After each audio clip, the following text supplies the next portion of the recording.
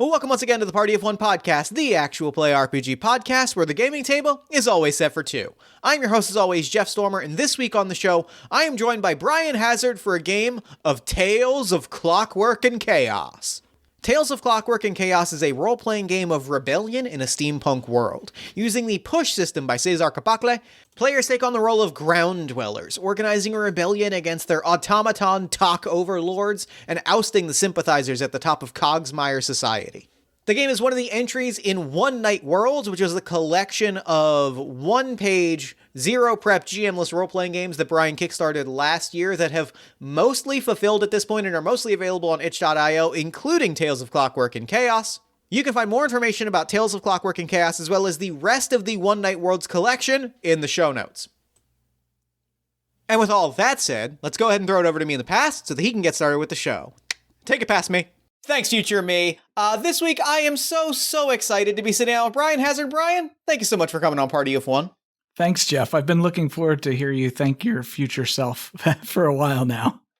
You know what? It's truly still my favorite part of doing a recording. It makes me happy, and I appreciate in the future when I hear it. Also makes my day. It's a little double whammy. So, real quick at the top of the show, why don't you let our lovely listeners know about the game that we are playing this week, as well as anything else you got going on that you might want them to know about? Absolutely. So, hi, I'm Brian. I'm a geek and a dad and a relative newbie to RPGs.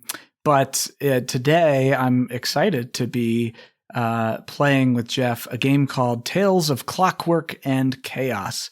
It's sort of a steampunk uprising rebellion type of game. It's based on the push system by César Capacle, who's also been a guest on this show. And I'm really excited to play it with you, Jeff. This actually comes from a recent Kickstarter. We're just coming at the time of this recording. We're just coming off of the tail of the Kickstarter for One Night Worlds, which is a collection of 6 zero prep, GM-less, one-page TTRPGs. So we've got dystopian fairy tale game, a steampunk game, which we'll be playing tonight, a haunted house game, a space exploration game, a noir crime mystery game, and a game that I have no idea what it's going to be. It was unlocked as part of the stretch goals, so I'm looking forward to designing that. All of that made possible by over 1,000 backers, so really excited. And hey, thanks backers for helping me make a game and get to come on this show, which has been a dream of mine for a while now. I always appreciate hearing that. It makes my entire night. So let's talk about Tales of Clockwork and Chaos. Would you like to read us the opening crawl text, and then we'll talk through our characters, and then we'll play through a little scenario? Excellent. Yes. So here we go. Let me do my best dramatic voice. Here we go. Tales of Clockwork and Chaos. Cogsmyre is more pressure cooker than community. Generations ago, the Tox walled us in. Now Horizoners live in the skyship district of Beacon Light, oblivious to their comfortable subjugation and casting a shadow on us ground dwellers. We toil in the whispering mines just to survive, forced to meet the ever-increasing production demands of our clockwork oppressors. Why do they thrive while we suffer? And why are Shellsiders left alone to their frugal lives on the giant wandering tortoise district to steam a day? One thing is for sure. Both gear and flesh alike fear the rot rusters who lurk in the shadows, taking indiscriminately to harvest replacement parts for their relentless decay. Hell yes, I am excited. I have been looking forward to this for a while. The vibes are good. I am excited. And we are going to create some characters. We have 6 things that define our characters. We have a rise, a burn, a pressure, a curio, a spark, and a bond. Each one has 6 options under it. So I have grabbed 6 six-sided dice, and I am ready to randomly generate a character, and then we'll see how things go. Let's do it. So for my rise, well, I think we'll take this one at a time. We'll go back and forth, and we'll see where our character. That way we can kind of make sure that we're taking different options, because no option should be repeated. And we can kind of talk through like who our characters are and how we relate to one another. Sounds good. So for my first option, which is rise, let me roll my dice. I have here number 5, which is my family. We're miners working for Smolderon, which is a talk magnet. Very good. I grew up on the shell of Testimidae, which is the colossal turtle district. Love it. Love it. So my burn, talk to me about, burns are like not physical, but like are things that have marked us about the world that we live in, correct? Right. Exactly. Yes. For my burn, I rolled a 4, so I have ornate tattoos paid for by Smolderon. I like this. These two back to back give me a strong like, and the theming of the game give me strong like company town vibes, and I appreciate that kind of blue collar class anger, and I think I'm leaning into that with what I'm envisioning in my head. Yes, strong connections to Smolderon, and yes, exactly. We're both ground dwellers, so we definitely have a bit of a company town thing going on. For me, I got number 3. I lost a limb fighting alongside Ezra Williston, who's a dormant hero. I like that. I'm interested in that. So for our pressure, I rolled a 6. This feels good. I like this. I will form an alliance with the dwellers of Testimidae, with the Shellsiders. That feels good. That feels like it gives us an immediate connection. Yes. Yeah, I like that. Testimidae, by the way, is a play off of the scientific name for turtles or tortoises. Couldn't tell you what the actual scientific name is anymore. But anyway, number 4 is what I got. So I will once again captain the Borealis. Okay, so I guess when I fought along Ezra Williston, I must have captained an airship, which is a missing airship, the Borealis. And if Ezra Williston is dormant, perhaps maybe they've disappeared alongside the Borealis, and perhaps maybe that's as we're starting to like get towards as we're thinking about what our scenario is. Maybe that's part of our challenges is like figuring out what has happened to this ship and where we have to find it to recover it. Oh, I love that. That's great. So we each have a curio, which is a unique object. I have rolled a 2. A stolen schematic of Smolderon's stronghold on Beacon Light, a flying city. Man, you just keep getting these Smolderon ones. I like it. I like where it's going. I like where this is going. And I got 5, a timer counting down to the unforetold, an unstoppable end. So we have a spark. Okay, that's interesting. I can communicate with both sky beasts and cave terrors. Nice. So I think too, your family were miners. I wonder if somehow deep in the mines is where you discovered your ability to communicate. I kind of love that. And for my spark, I got number 1. I have a reputation for precision with a coal powder musket. Okay, so I guess I'm kind of a soldier, or at least maybe reluctant to admit that I was a soldier. I love that. I really like that. And for our bond, for my bond to the city of Cogsmyre, I rolled a 5. Ask, what did the Tox take from you, and why do you blame me? Yeah, so the intention here with the bond is that you ask that to me. So the idea is the Tox took something from me, and I blame you for it. What was it? That's a good one. So let's see. I'm just trying to think about your character for a second. So you as your family were miners working for Smolderon, and you've got ornate tattoos paid for by Smolderon. So I think, let's see. I think I believe the Tox took my ship. What was it called again? Borealis, the Borealis. And I blame you, not directly. It's not that I think that you actually had something to do with it. Or you know what? How about this?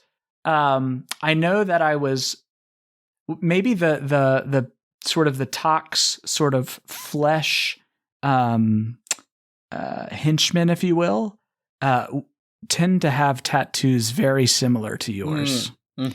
And so I have this suspiciousness about you. I like that. I really, really like that. All right. And I forgot I haven't rolled mine yet. So here we go. Bond. So I'm asking you, how did you acquire a memory from the Whispering Mines, and why did you give it to me? I think that I think I acquired a memory from the Whispering Mines.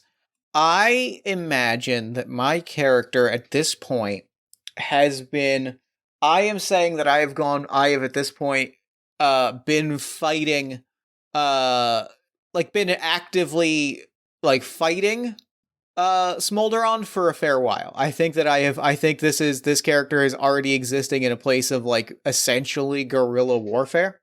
Mm-hmm.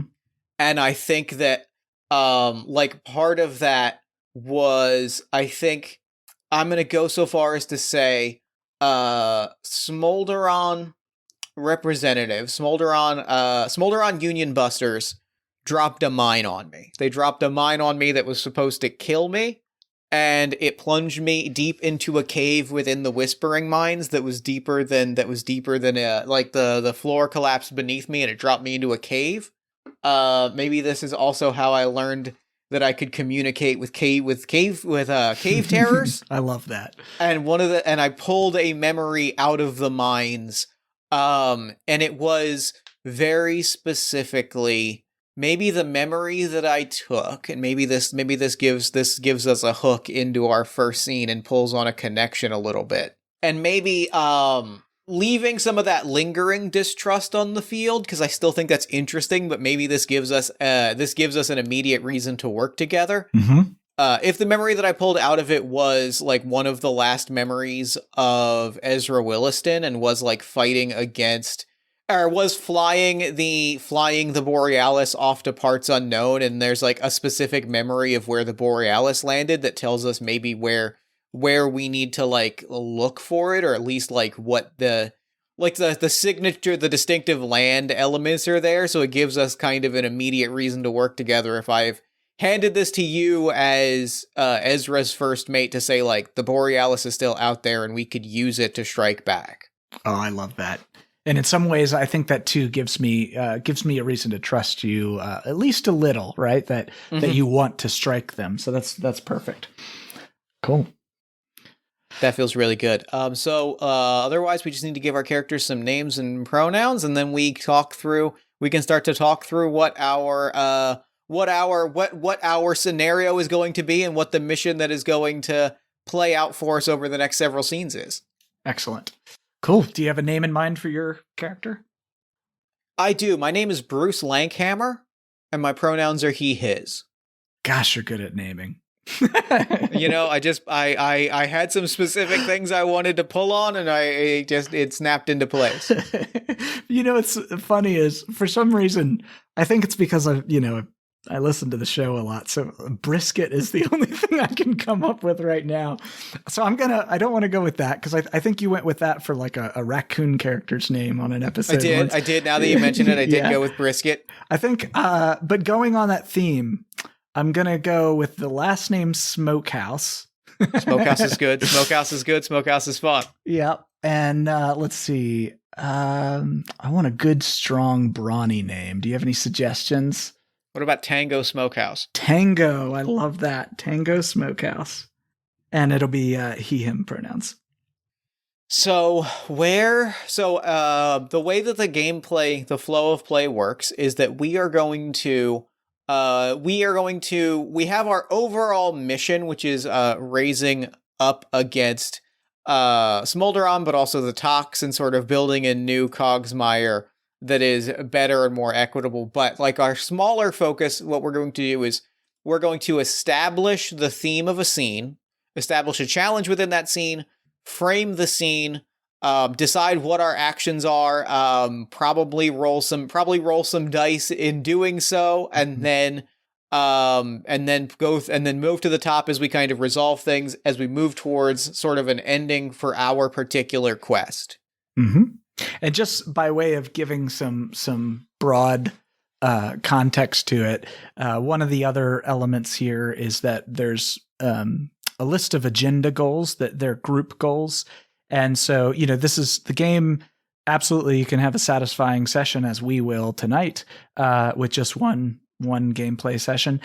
You can also, there's enough sort of prompts here that you could play a short campaign. And these goals are the goals that the group is expected to achieve as you go through the mission. So I'm not going to read them all, but things like lose faith in your most cherished heroes or uncover corruption amidst Cogsmyre society. So you can see that they're more narrative goals than they are sort of gameplay goals.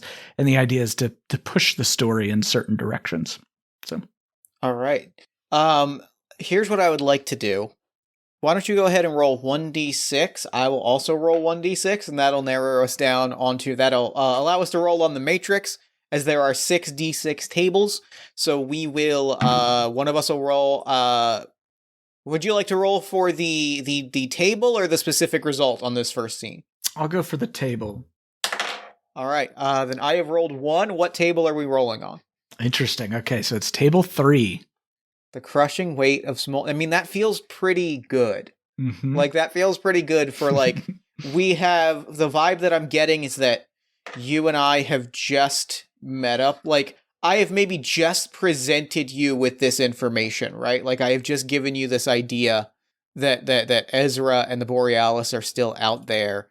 And if the theming is the crushing weight of Smolderon's boot... maybe that ties into the fact that I have the schematic of their stronghold on Beacon Light. What? Right. I'm going to ask you, where are we? Where is our interaction? Where have I found you? Where have I arranged for us to meet? Like, where are we meeting for me to hand you this memory? So here's what I'm thinking. Okay. You've learned of me through the memory. Because as it sort of like played back for you, so to speak, I'm imagining almost a Princess Leia R2D2 type of thing. As it played back for you, part of it was sort of my last moments with Ezra Williston, and but then the rest of it was her fight and taking the ship away. So it's kind of a montage of scenes almost, if that makes sense. Yeah. So you perhaps went to find me on Testima Day, where I was visiting family, right? I grew up there. But I'm thinking that maybe I'll leave it to you. How does Smolderon come into this? I think Smolderon comes into this because I think to get to Testima Day, like, it requires, because it is this colossal turtle, and it is like well off on its own sort of corner of the city. It requires transit, and it requires like hopping onto some kind of a transit. Let's go with a mechanized daddy longlegs spider, because that is appropriately steampunk. And so, by the way, we actually have an element in here that comes up from time to time called the Aractix. So it could be an Aractic. Perfect. Yep. And what I'm envisioning is very specifically like a daddy long legs with mechanical legs, and like wrapped around sort of the shoulder joints are, for lack of a better way to put it, like tote bag straps that lean down into like train cars or cable cars. Nice.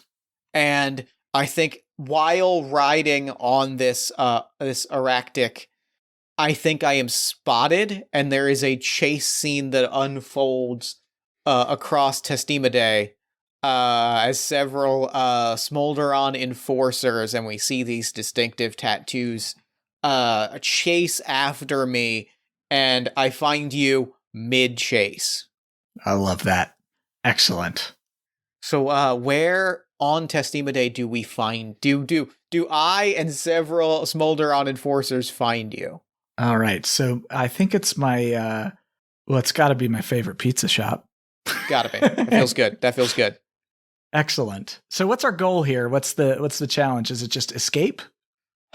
I think so. I think it is escape or dispatch these Smolderon enforcers so that we can like properly devise a plan, right? Like, we are mid-chase scene.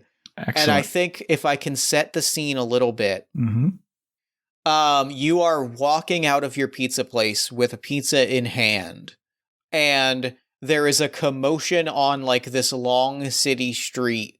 Several people break out, and I am picturing kind of like if we're throwing big fantasy, I am picturing running along walls and kind of doing CGI like super parkour.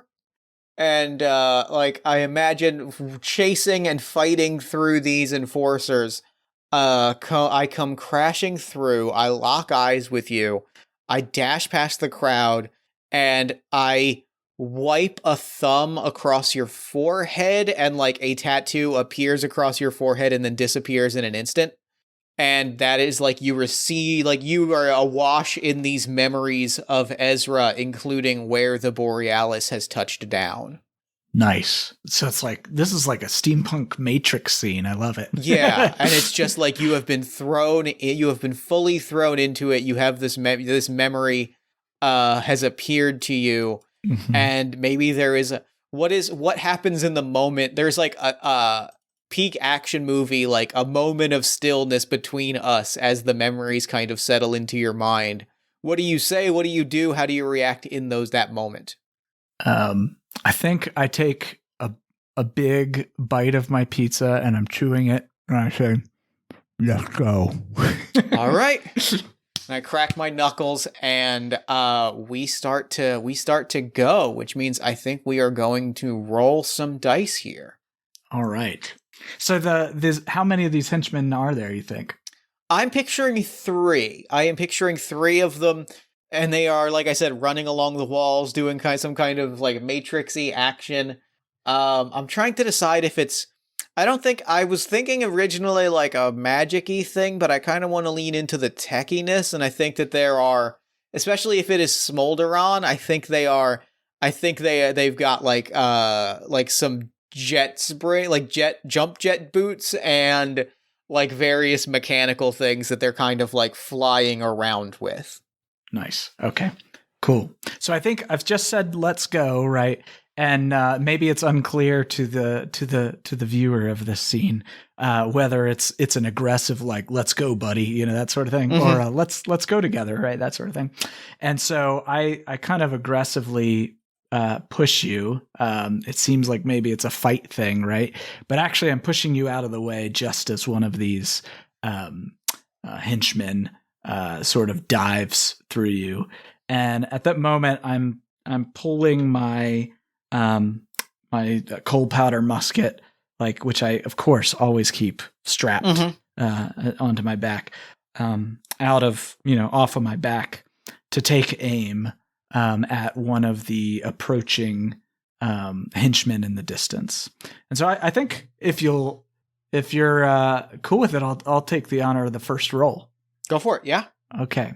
So the way rolls work in any push game, just a quick aside for people, is that you roll once with a d6, and you actually want to roll a 5 or a 6 for a strong hit, right? Anything lower than that is a weak hit.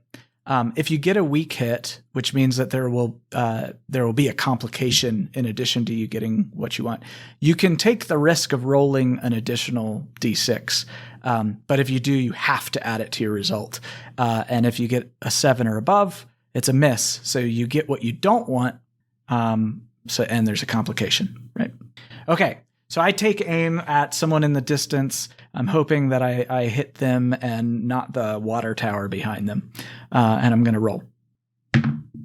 And I get a 6. So it's a strong hit. Strong hit. You get what you want. Mm-hmm. So they just go flying back. These muskets, they're big old musket balls. So they just, it's lethal, but we don't see anything too gruesome. They just go flying back into the distance. Can I propose something? Sure. Does it hit the side of maybe like a back mounted like wing pack that has like unfolded and like it's flying? It hits and they go like, we see the smoke puttering out of this like this like gold and silver jet engine, this real Buzz Lightyear looking like jetpack, and you catch the side of it and they just twirl off and then there's an explosion. I love it. Way up in the air. It's like a firework going off. Yes, absolutely. I am also going to make a roll to say, you throw me out of the way, and I think like in the camera is spinning around us and it's like one uninterrupted shot. I am going flying, you pop your musket, and I do like a double, like I kind of like roll out of it and do sort of a pop up, and I am picturing one of my hands as metal. I've got a metal hand, sort of this big chunky looking gauntlet, and I'm picturing I'm going up and throwing like a flying punch at one of these other enforcers. And that is a 4. I'm going to take the weak hit. All right. What's the cost? What's the cost or complication? I think that like it's just a fluid thing, and we get the slow-mo shot of punching this enforcer in the jaw, and some teeth go flying, and some spittle goes flying, and they are just knocked out. But what is the complication in play? Well, there is a complications table, so if you want, you can go right off the cuff, or you can roll on the complications table. I'm going to roll on the complication table. That is 1. A character is negatively affected. I want to put this on either you or just like a person on the scene. I think I'm going to have this on you, because I think that makes good drama, especially if we don't trust each other. Like, I think in that moment, how do I want to negatively impact one of the two of us? I think, you know what? I'm going to put myself into danger here and force you into action, I think. All right. I think like I land that punch, and a like metallic chain, a hook on a chain, sort of this mangly looking, not quite like a series of curved hooks on the end of a chain, sort of like latch me in the shoulder as somebody has unfurled, they've got a chain fist, because that's appropriately cool and steampunky. They fired like their fist, sort of a hook into a chain. It's dug into my shoulder, and I am being dragged back towards this enforcer. How far away are they? They are about 15 feet away from you. I was only about like 3-4 feet from you, and now I'm being pulled in that direction away from you. Okay. I'm thinking that, I'm not a fast runner, because I've only got one leg and kind of a peg leg, sort of second leg. But I know the area really well, and I know that only steps behind the henchman who's sort of pulling you towards them is a steep drop off. Having grown up on to Steam a Day, I know this. So my goal is to try and get them to fall backwards, but I guess that could backfire because you're on a hook. So, gosh, how do I want to take care of this? Let's see. Tango is going to. I don't want to always resort to the musket because it feels boring. I think what I'll do is I'm going to actually pull off my peg leg, and I'm going for just weird fear factor here, right? I'm going to wave it like a crazy man over my head and like hop towards this henchman, just hoping that he's like, I got to get out of here, and stumbles backwards. It's a weird choice, but I'm doing it. Here we go. I'm going to go for a roll on this because it certainly doesn't feel like it's likely to work. So here we go. Oh gosh, it's a 1. 1 is low enough that I feel like if I roll again, there's a good chance I'll get a strong hit. All right. So here we go. And of course it's a 6. So that means I get 7, which means it's a miss. So I'm not getting what I want here, and there's going to be a complication. So what I don't want is an important distinction. When I do a miss, I like it to be not not getting what you want, but rather getting what you don't want. I think what I don't want is that, this person is not scared at all of what I'm doing and actually just sees it as an opportunity to not have to deal with two of us at once. As far as a complication goes, I'm going to roll on this table. And I think what that looks like is the hook comes out of my shoulder and I'm kind of like still on the ground, like holding it as it retracts, and it retracts slightly, and they're now spinning it like they're holding the chain and kind of spinning it, and they're going to come in close to try and like slash you with it. Oh man. And so for the complication, I got a new threat or obstacle appears. It could be just that, or it could be something entirely separate. I think we're gonna throw big here. We're gonna throw big in this scene because this feels like a good opportunity.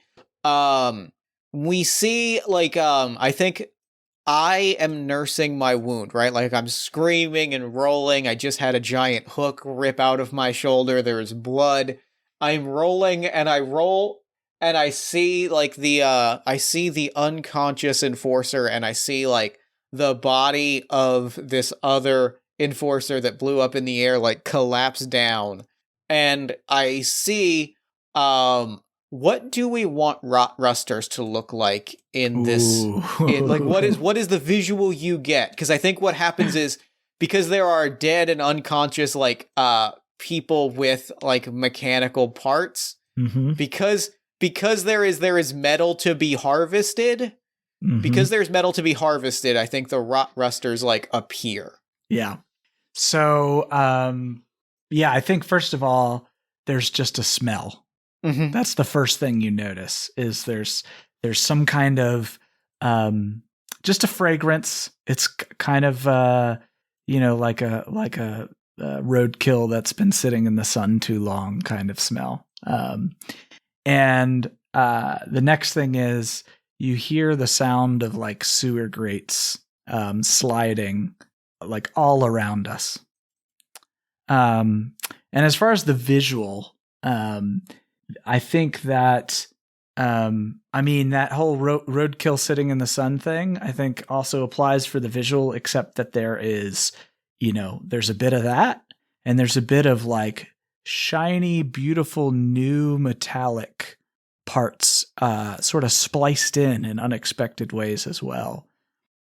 I picture the shape that I picture, like I think that we see almost like the I'm going with the immediate visual that I went in my head, and I'm not gonna try and invert it or like play with it at all, because I think that it's cool on its own right. Armadillo like. Ooh. Big chunky shell, sort of like almost a beak more than a nose, like a chomping beak. Arms, like squat arms and legs kind of sticking out of it. And it's and I think that they run like they split between running on 2 legs and 4 legs and 2 legs and 4 legs, and they swarm and they just start ripping the metallic pieces off of these bodies. And I think there is now an absolute panic in the street. Like there's an absolute panic unfolding around both of us as this enforcer approaches you, and also like there has been a rot ruster sighting, and it's kind of it's a little termite like of like if there's 2 of them, there's a lot more of them around. Right, like almost tornado siren type sounds start going off all around us. Yes, so people are running in every direction, and it's pandemonium. What should we do? I think in this moment, I am going to I'm gonna act fast, and I'm gonna use what's available to me. I'm gonna throw a rot ruster at this enforcer and hope that it goes well. I picture them like I'm thinking armadillo size too, like around the size of like a particularly large cat. And I'm just gonna like roll over, grab one by its shell, and just sort of toss it at this enforcer. That is also a 1. Oh gosh. And I'm going to roll this second dice. That is a 2. That's so good. That is still a weak hit. Mm-hmm. A complication emerges, but I get what I want, which is this thing like landing on the enforcer. I think that we see him walking towards you and he's twirling the chain, and like he rears back just in time to look over, and you hear a scream as it just like lands on him. And our complication is a new threat or obstacle appears. Oh gosh, it just keeps piling on. Can I propose? Yes. Because this is both a threat and it might help us get out of this. The sky starts to darken, and sky beasts start diving from the sky. I really, really like that. Yeah. and you know, this is just for everybody here. This is just, you know, oh my God, two like complete disasters occurring simultaneously. And so now people aren't sure what, you know, they're lifting people up into the air, and meanwhile the rot rusters keep coming out of their hidey holes. Yeah, it's chaos. What are you doing? I know exactly what Bruce is going to do. What is Tango going to do? Well, let's see. I think at this point I have I have sort of ashamedly started strapping my leg back on, because that was a really bad ploy that didn't work out. And I'm just hightailing it. But I don't want to lose sight of you. So I'm just kind of running towards you at this point. Saying we gotta go while the chaos is good for us. Let's get out of here. That's all. And I think I kind of roll to my feet, and I'm holding my shoulder, and I see a couple of these sky beasts like start to pick people up, and I see one of them is kind of staring at me, and I put up one finger, and I'm like, no, you make them drop them. Put them down. And I'm like, what are you doing? Let's get out of here. Put them down. You know that's the deal. You know that you don't take people unless I give you the whistle. And so I think maybe it puts that person down and turns towards us and, like, you know, starts coming towards us. Two of the other sky beasts like put people down, and like I'm picturing like 4 or 5 of these things like start walking towards us, and I'm like, you know, I appreciate this. This is why we have a good partnership. And you're having a calm discussion, and I'm like, what are you doing? And I turn towards you, and I hold out my arms, except one of them doesn't go all the way, and I'm like, this isn't going to be great. This isn't going to be great. And I think one of the sky beasts, the one that I was talking to, jumps up, starts flapping its wings, latches onto my shoulders, and I just scream. And I'm like, hold out your arms, we're making an escape. And I'm like, what?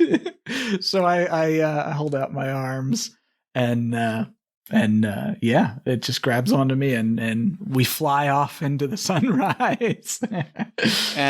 And so I think our next scene is in one of these abandoned mines. It's like the mouth of one of these abandoned mines. We see like some sky beasts land. Maybe I throw I grab some meat out of a little like cupboard, and I throw it, and the sky beast starts eating, and I'm like, see? There's always food. You don't gotta go hunting. I got you covered. Awesome. All right. Should we roll on the matrix again? Yeah. Let's do it. I will roll for the table if you want to roll for the result. Let's do it. I rolled table 5. Okay, and I rolled 1. Well, this is we might want to swap the result, because it's, you know what? Sky beasts in flight. Well, then you know what? Maybe actually we're not even at the cave yet. Maybe we are maybe we have we've landed. Mm-hmm. Maybe we pan over, and we pan over, and we have swapped positions. We're no longer quite being held by the sky beasts, and now we're properly riding them. I'm picturing a little bit of the flying beasts from Lord of the Rings that the Nazgul fly. Nice. And so we've properly moved into flying them. I think that you're over there looking really happy and oh, this is so much better. And I'm still have this like grimace on my face, like this is not that much better. So what I want to propose then is that maybe I have flipped around and I am riding the Sky Beast and you are still being held by the shoulders because you don't have you're just like, well, this is I guess what we're doing. I'm screaming like, put me down! Put me down! All right. Let's put him down. And I think like, what tiny abandoned place do we touch down at, like, albeit is it a rooftop? What is notable about the location that we like touch down briefly at? I think it's just like a spire mountain, where it's just like almost like a pencil standing up, that sort of formation. So we're at the very top of a spire mountain. And I kind of hop off of the beast. I give it a little scruff on its cheek. I'm like, good flying, buddy. And I'm like, don't let him go. It's fine. All right. I think so. We need to establish a challenge now for this new scene. And let's see. So we now both have this memory, the benefit of the memory. So what if this challenge is not necessarily a physical one or an external one? Mm-hmm. What if the challenge here is that like this is us, like the challenge here is finding a way to communicate with one another. All right. Like, you know what I mean? Like, because you've said that there is an issue of trust here, and this feels like a time for us to like establish that trust in one another. I like it. Let's do it. So this is kind of a debate sort of thing. Yeah. Cool. And I think as far as framing the scene, we're very high, probably above the clouds even, right? Yeah. So we can see well beyond the walls of Cogsmyre. And we see the city. We see the city in the distance. If it's a flying city, like we see it in the air. We see beacon light floating. And I think I have started taping my shoulder. Right, like I hop off. I reach into a saddlebag and I just grab some bandages and start just looping it around my shoulder. Okay, and I think Tango is very red-faced. He didn't like the way that he was just sort of manhandled by the Sky Beast.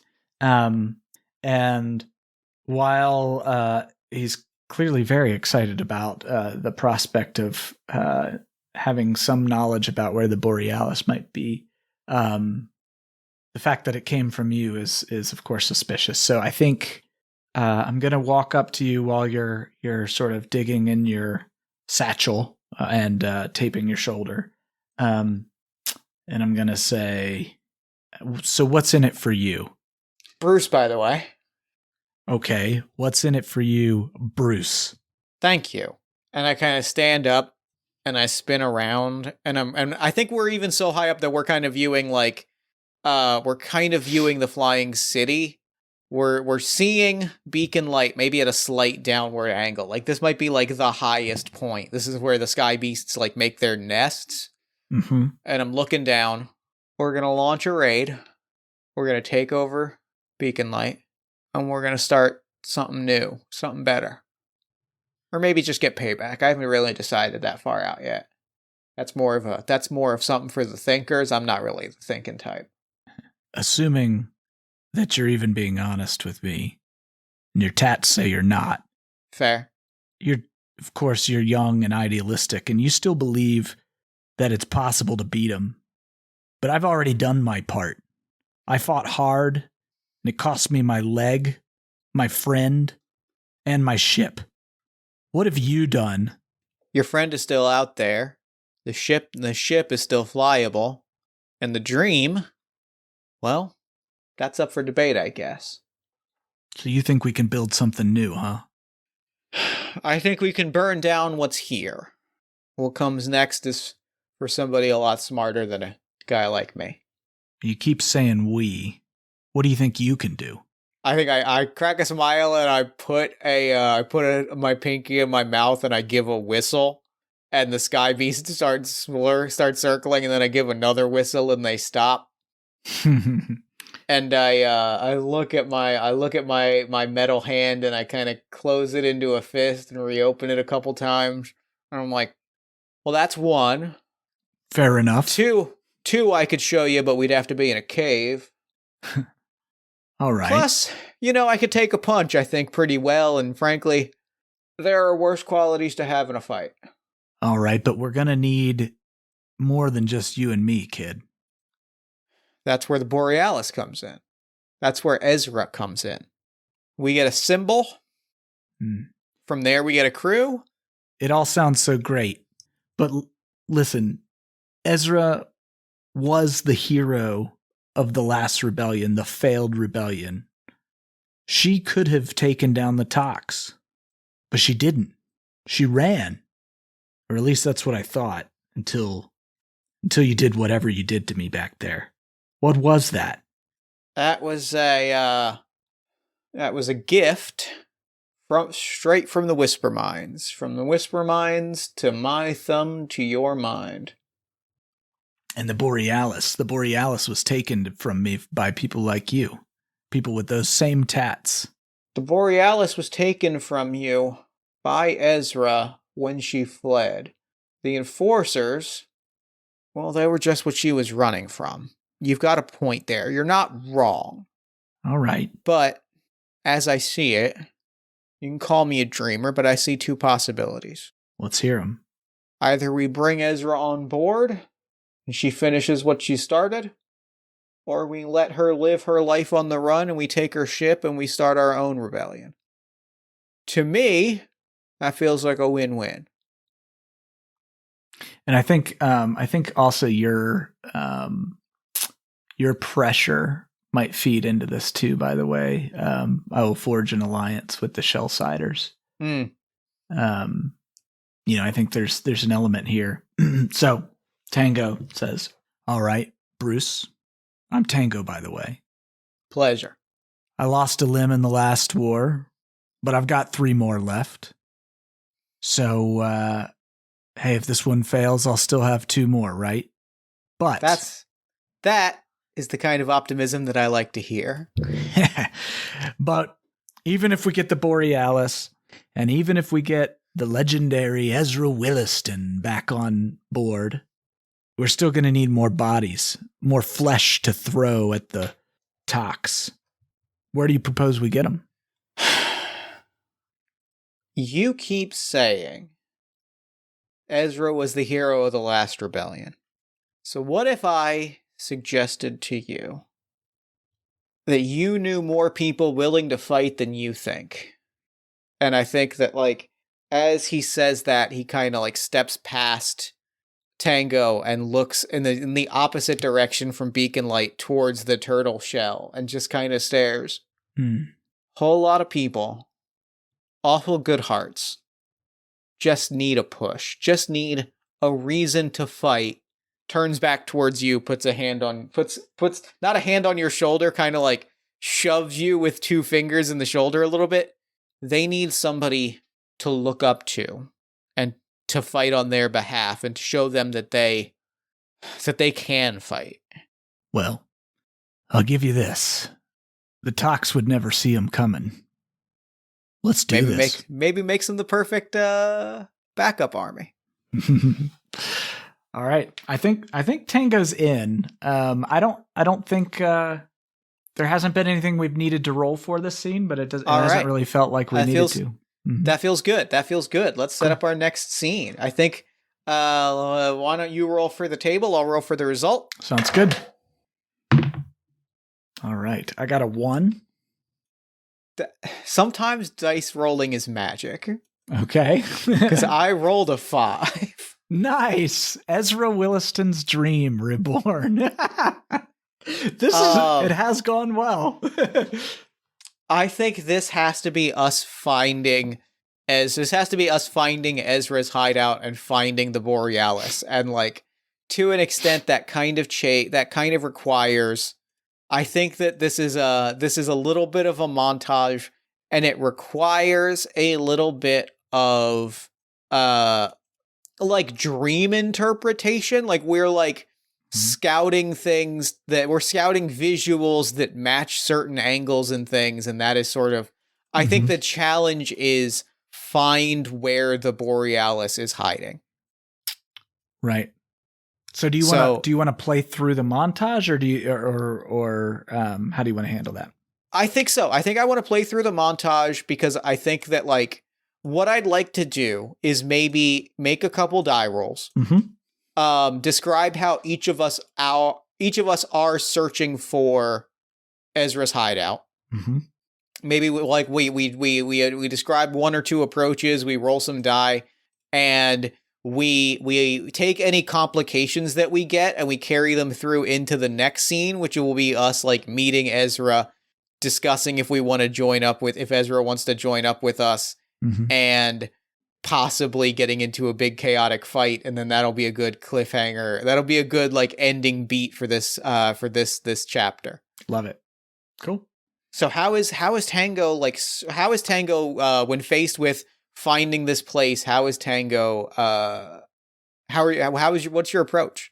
I think that Tango has the military background here, and so for him, it's like it's just sort of survival stuff, right? We've got a long distance to cover, and so I think the first sort of scenes of the montage are just like us trying to make our way there through this is a city. So this doesn't make sense. Never mind.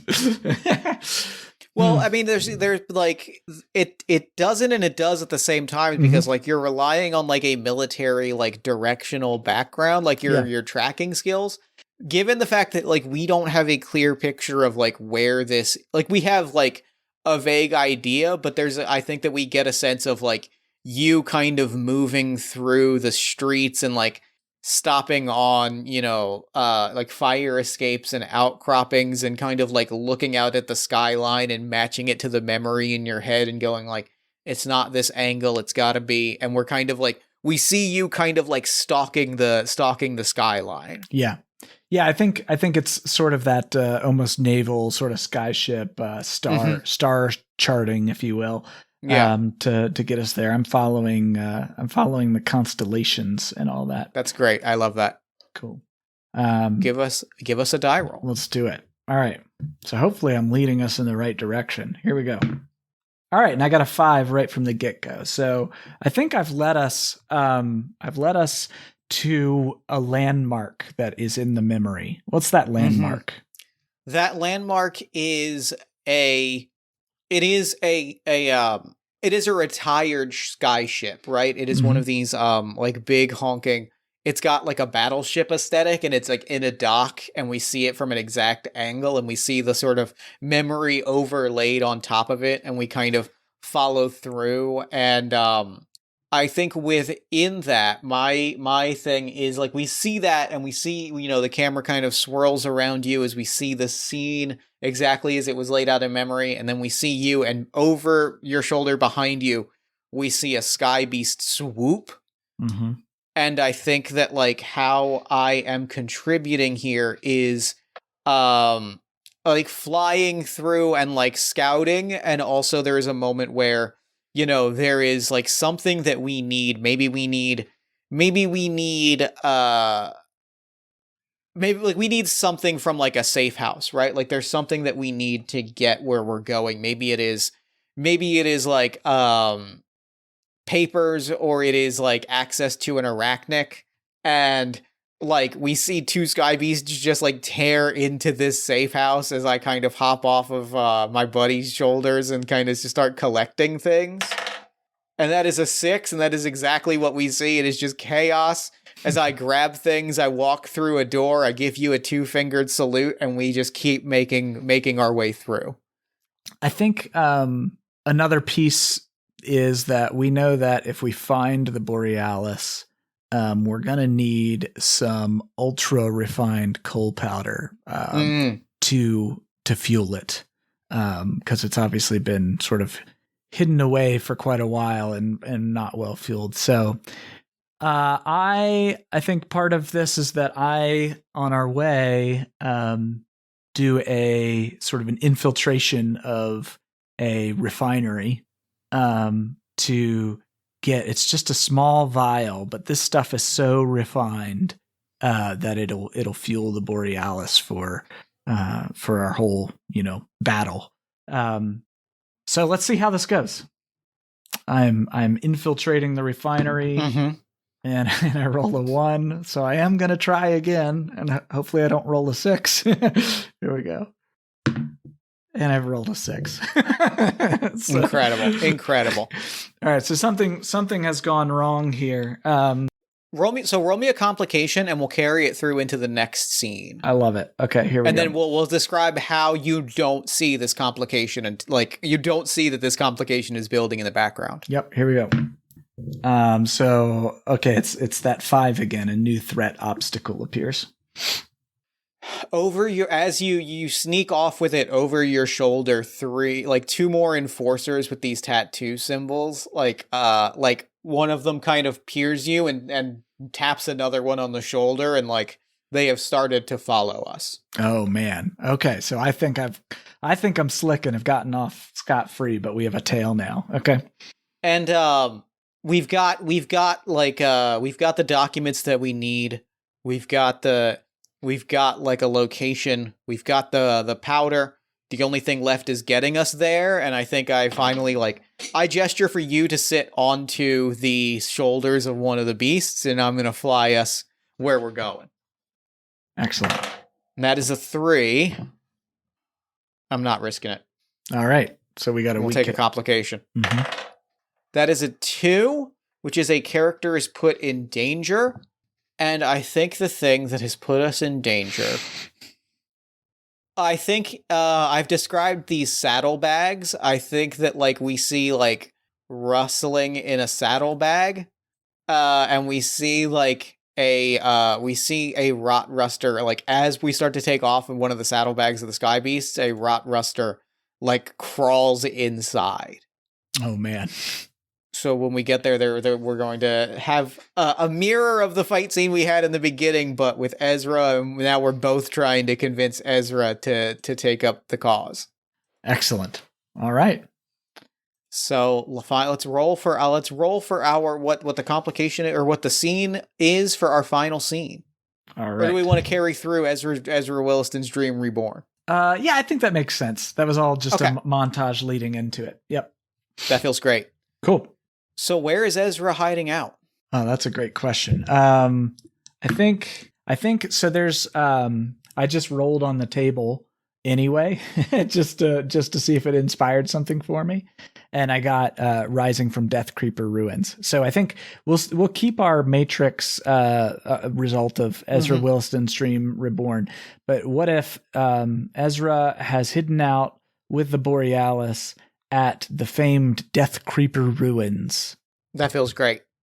So I think, I don't exactly know what Death Creeper Ruins is, but I imagine that it is something like a steam-powered mech or something like that, like the exoskeleton of a steam-powered mech that is, from time before, it's prehistoric almost. We don't even know what it's from. That's awesome. Mm-hmm. Yeah, and it's the size. It is its own city district. It is a mech the size of a city district, with smaller cities living amongst the wreckage, or smaller with people living amongst, or wreckage large enough that you could hide amongst it. Mm-hmm.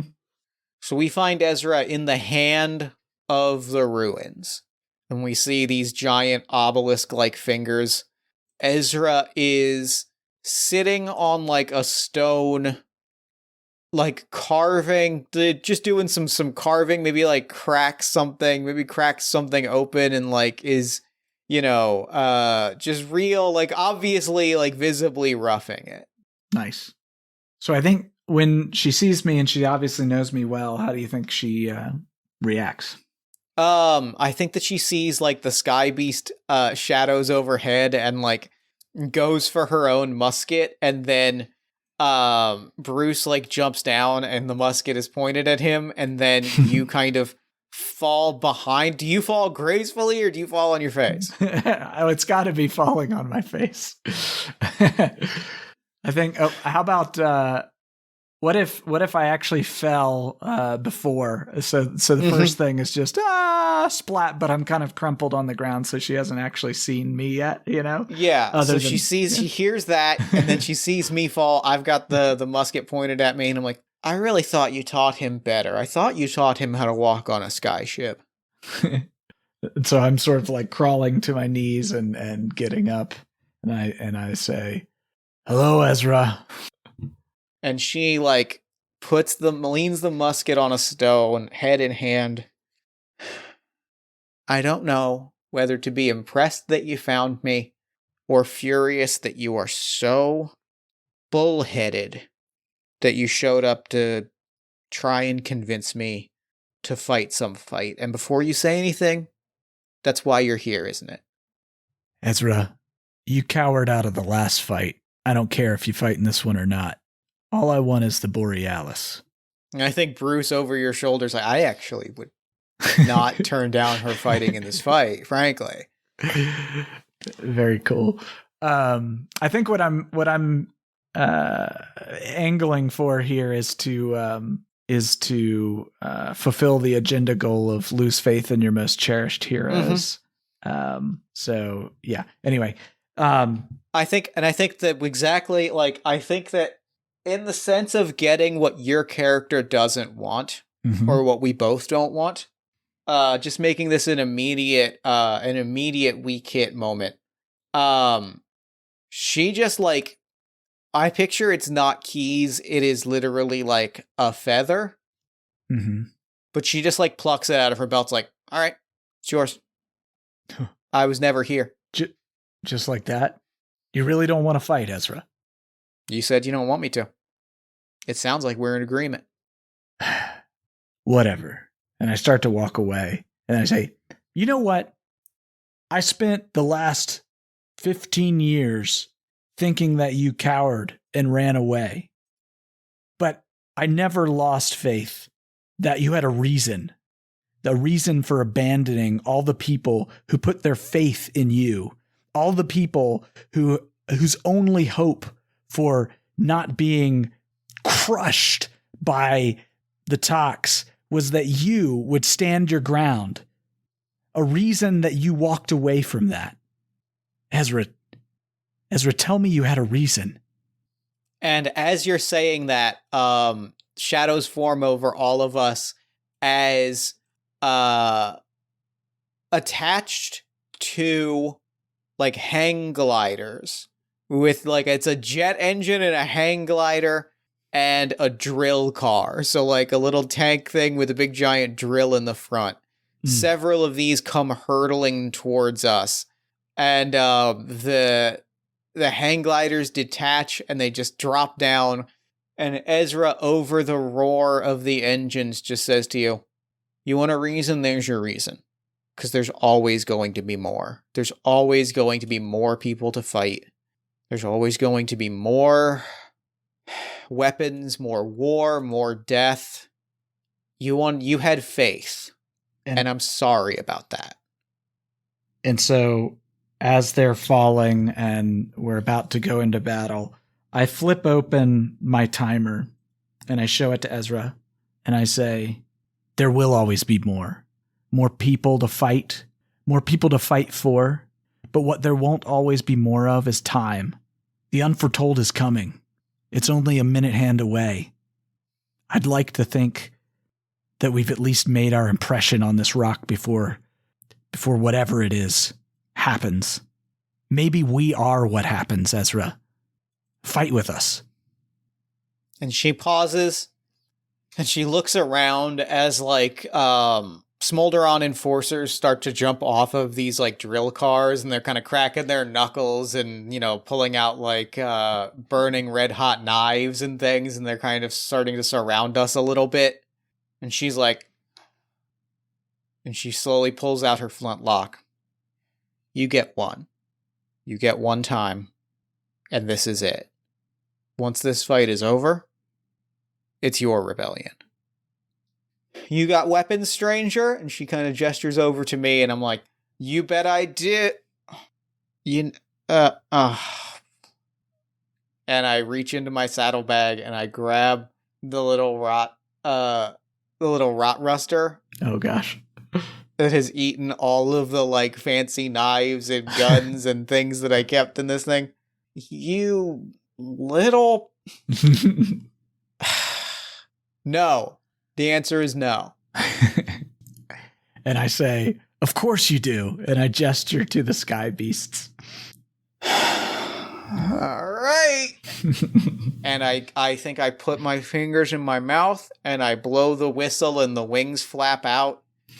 And Ezra like cocks her pistol and you ready your musket. And as we kind of swirl around us, surrounded by, you know, tank cars and gun and knife wielding goons, I think that is the perfect cliffhanger for us to leave it on. Excellent.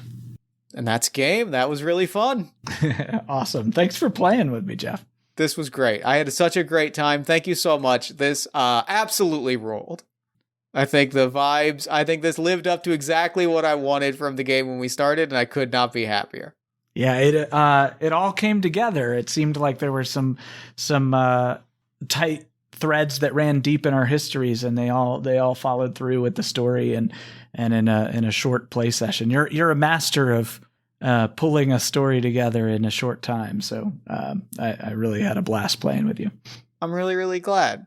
So thank you again for playing. And before we wrap things up, where can people find you, your work, and this game online? Yeah, thank you for asking. So first of all, this game, as I said before, is a part of One Night Worlds, which the Kickstarter is over. One Night Worlds, just as a refresher, is a collection of zero prep, GM-less, one-page TTRPGs like this one. There's 5 other games in the collection.